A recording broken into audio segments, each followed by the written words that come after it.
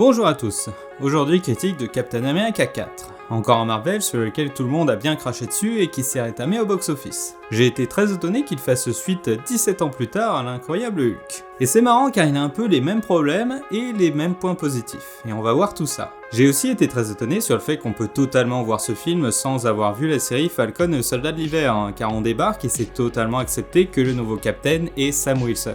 Et ça j'aime. Les Avengers n'existent plus, il est un peu le dernier représentant. Ça je suis deg. Il y a une ambiance étrange dans ce début de film. Enfin, voire durant tout le film, car tu sens que c'est un film rafistolé. Il a eu droit à beaucoup de reshoots et de remontages en pagaille et j'ai l'impression que la version de base qui était prévue était bien meilleure. Mais bon, ça reste une impression. Au moins on apporte une suite au film Hulk de 2008. On apprend ce qu'est devenu le méchant, mais également Thaddeus Ross, joué à la base par William Hurt, remplacé dans ce film par Harrison Ford. On apporte un peu de politique à l'univers, mais c'est rapide. Trop rapide.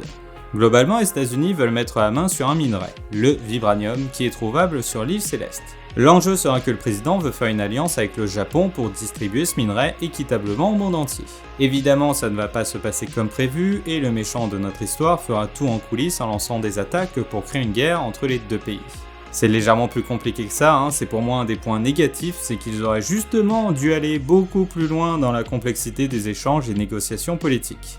On sent que ça fait suite à Civil War en termes d'ambiance. On insiste sur Harrison Ford et les échanges qu'il a et les conversations, franchement, elles sont vraiment bien. En fait, dès qu'il est là, on est dans un film de cinéma. Mais dès qu'il est plus là, il y a cette impression de regarder soit un spin-off, soit une série quelconque. Franchement, surtout les 10 premières minutes qui sont pour moi les pires. Les premières scènes de combat sont elles aussi un peu bizarres car les combats passaient bien avec Steve qui avait été augmenté. Mais là, on sait que c'est un humain et sans armure, et bon, je trouve que ça marche pas trop. Le scénariste, il essaye d'expliquer ça vite fait en disant que tout son matos vient du Wakanda, mais bon... Merci, mais ma suspension d'incrédulité a ses limites. Vu qu'il est humain, il y a l'impression en fait que le scénariste augmente ou non sa force en fonction des besoins du scénar. Parce que là, on dit qu'il a une armure, mais c'est pas vraiment Iron Man, parce que c'est une armure du Wakanda, mais... je trouve que ça marche pas. Sans parler de son pote méga cheap qui débarque, je l'appelle le Robin Liddle, et ils auraient mieux fait de l'enlever car son personnage est uniquement là pour être le geek dans le fauteuil. Je me souviens même pas de son nom. En revanche, franchement, le personnage secondaire d'Isaiah, mais il m'a tellement intéressé. Je regardais le film et je me disais mais pourquoi vous avez pas fait le film complet sur lui? Parce qu'il est trop cool. Alors pour la petite histoire, il a été augmenté comme Steve Rogers et lui aussi est parti combattre les Allemands, mais à son retour, il est parti en prison car il n'avait pas suivi les ordres. Voilà. Quand t'es blanc, tu peux ne pas suivre les ordres, mais quand t'es black, tu pars en prison. Il est considéré comme le Captain America noir et c'est lui que j'aurais voulu suivre. Parce que Sam Wilson, il est sympa, mais bon, il parle si peu. Ce perso est fait pour être secondaire. Je comprends pas la volonté de Marvel en fait. Je reviendrai dessus, car pour moi, c'est l'explication de l'échec. Tout comme le Soldat de l'Hiver, c'est des persos qui doivent rester secondaires pour leur bien. D'ailleurs, il apparaît, histoire de parler du bon vieux temps et de balancer la fameuse punchline essorée jusqu'à la moelle, où on dit qu'un vrai héros n'a pas besoin du sérum pour le devenir. Oh là là, mais c'était du vu et revu. Et il repart sans aucune raison. Ton meilleur pote est au milieu d'un truc très dangereux pouvant lancer une guerre mondiale, mais non, t'as une collecte de fonds à faire pour l'élection. Ah là là, c'était urgent. Urgent de pas avoir à payer l'acteur plus, surtout. Franchement, ce coffre, il m'a trop fait rire, parce que t'as une caisse de la taille d'un tracteur, mais non, tu mets ton bouclier dans l'endroit le plus inaccessible.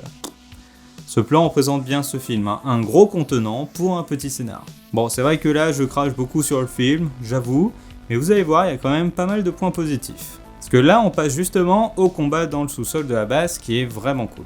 Au moins, je m'ennuie pas, il y a de l'action tout le temps, entrecoupée par les discussions sur le traité avec le président. C'est un point où je m'étonnais moi-même en fait de rester accroché au film. Ok, c'est pas foufou en termes de scénar, mais j'ai envie de savoir la suite car je sais pas trop où on va. En fait, t'as les combats qui sont vraiment bien foutus et où t'as quand même une volonté de réalisation derrière. Et à côté, t'as les discussions avec Harrison Ford, le président. Et qui sont intéressantes, qui auraient mérité être beaucoup plus compliquées, mais ça reste intéressant. Et vu que tu sais qu'il peut péter un câble à n'importe quel moment, je suis resté accroché au film et je m'ennuyais pas. Il y aura 4 combats principaux, celui du début il est vraiment à chier, mais celui du milieu dans le sous-sol est vraiment cool avec plein de mouvements caméra bien foutus. Ensuite, on aura là un combat aérien quand même avouons-le de grande qualité en termes de CGI et en termes de réalisation car je comprends ce qui se passe à l'image. C'est un combat que je qualifierais de fantastique pour le coup. Franchement, j'ai regardé toute la scène de bout en bout et j'étais en mode waouh. Quand même, je suis satisfait de ce que je vois et j'ai pas l'impression d'avoir vu ça autre part. Et surtout, toute l'action est très lisible. C'est à noter, car le nombre de films où lorsqu'il y a de l'action, t'arrives pas à suivre ce qui se passe, là au moins, l'action elle est visible, et ce genre de combat aérien, au final, voilà, comme j'ai dit, j'en ai pas vu autre part. Et c'est là où je me suis dit, bon, ok, j'ai pas apprécié, mais je qualifierais ce film plutôt de dommage, tu vois. Car tu sens qu'il y a un bon scénar plus fouillé et plus poussé derrière. Je pense que Marvel, en le coupant et en rajoutant des reshoots, a voulu le simplifier. Il y aurait même dû avoir une apparition de Bruce Banner. C'est dommage quand même. Non, je pense qu'il y a vraiment un bon film derrière si Marvel avait pas fait de la merde. Parce que je regardais le film et je suis resté accroché de bout en bout. Parce que t'en as d'autres, comme Black Panther, j'en parle souvent. Et toutes les 10 minutes, j'étais en mode ah oui, c'est vrai, je regarde le film, faut que je reste concentré dessus. Et là, ça n'a pas été le cas. Le film, il est bancal, tu sens qu'il manque des scènes, mais je suis resté accroché. Tu sens que l'aspect politique aurait dû être plus compliqué. Et tu sens que quand notre perso débarque quelque part, il manque une scène ou deux.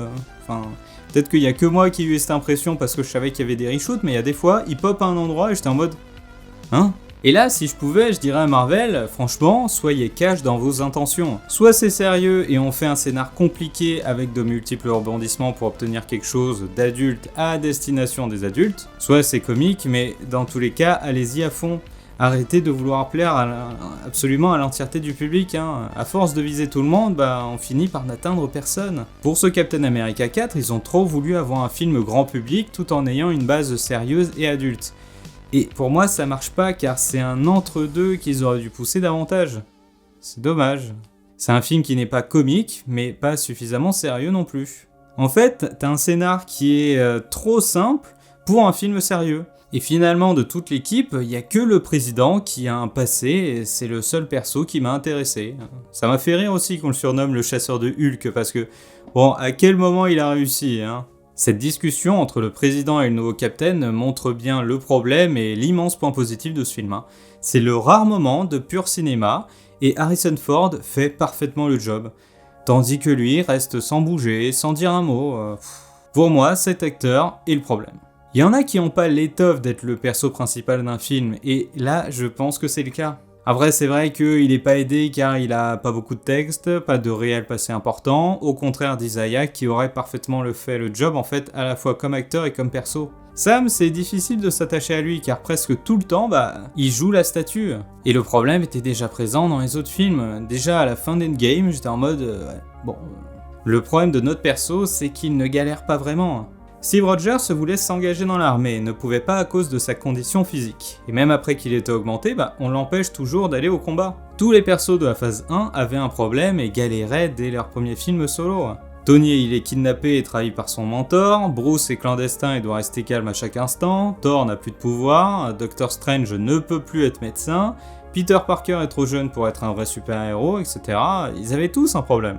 Mais Sam Wilson est un soldat à qui on a donné des ailes et ensuite le bouclier du Captain. À quel moment il a galéré ? Pour devenir un super-héros, il faut subir des épreuves et pour qu'on ait envie de suivre n'importe quel perso, il faut s'attacher à lui.